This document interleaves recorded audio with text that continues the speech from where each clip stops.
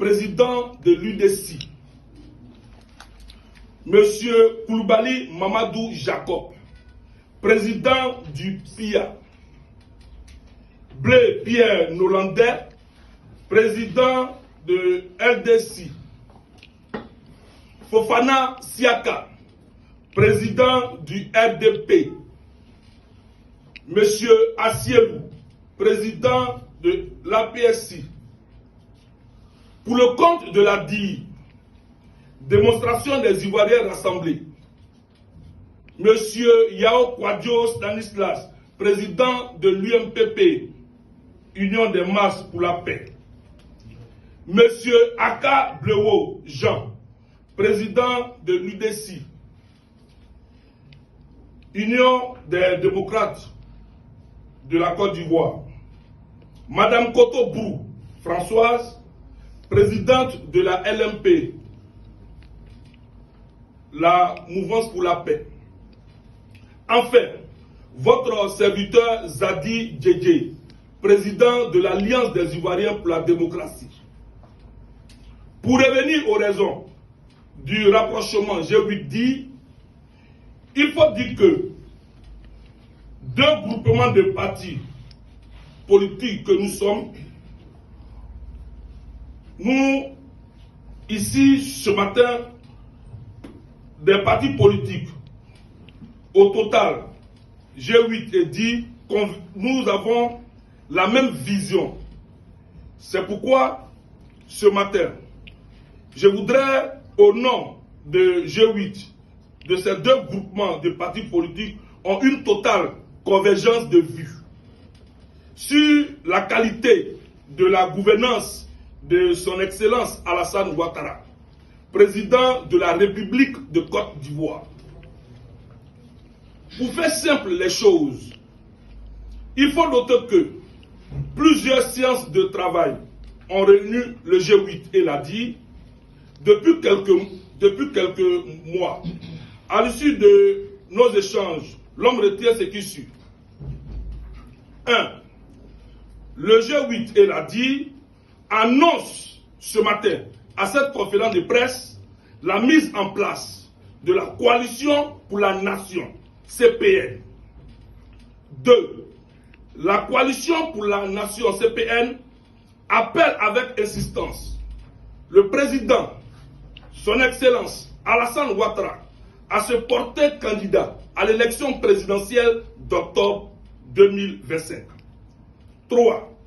La coalition pour la nation, CPN, et le RHDP ont convenu de mutualiser leurs actions dans le cadre d'un accord de partenariat pour les échéances électorales à venir.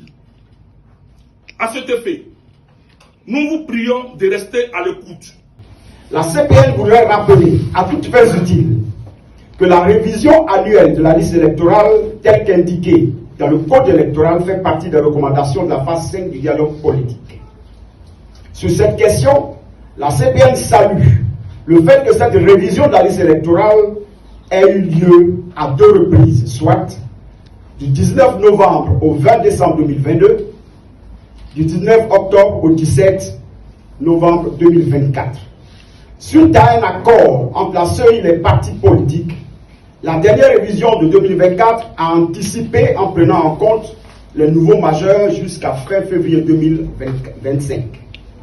Aussi, la CPN s'étonne de cette propension à accuser de tous les maux la CEI, au sein de laquelle siègent en bonne et due forme ses représentants, ses principaux pourfendeurs. La CPN dénonce avec la dernière énergie la suspension de la participation des représentants du PPACI et du PDCI, du FPI aux travaux de la CEI et leur demande de lever immédiatement la dite suspension. Sur la radiation du président du PDCI, M. Tidiane Thiam, de la liste électorale, le tribunal de première instance d'Abidjan a annoncé le 22 avril 2025 la radiation du président du PDCI, M. Tidiane Thiam, de la liste électorale, estimant qu'il avait perdu la nationalité ivoirienne quand il a acquis la nationalité française en 1987. La CPN prend acte de cette décision de justice et conseille au PDCI de se conformer à la loi, d'éviter d'entraîner le pays dans le désordre et par des velléités de défi à la décision de justice qui est sans recours selon la loi électorale connue et acceptée de tous depuis longtemps. Concernant les résolutions du comité central du PPAC, la CPN a suivi avec intérêt le compte rendu de la dernière réunion du comité central du PPAC.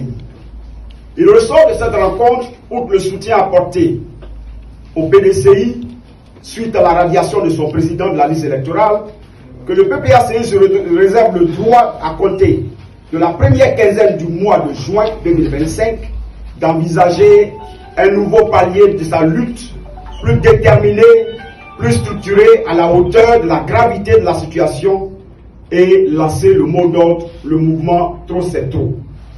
La CPN rappelle que dans un passé récent, des appels du même type ont provoqué des remous ayant causé de nombreuses pertes en vies humaines.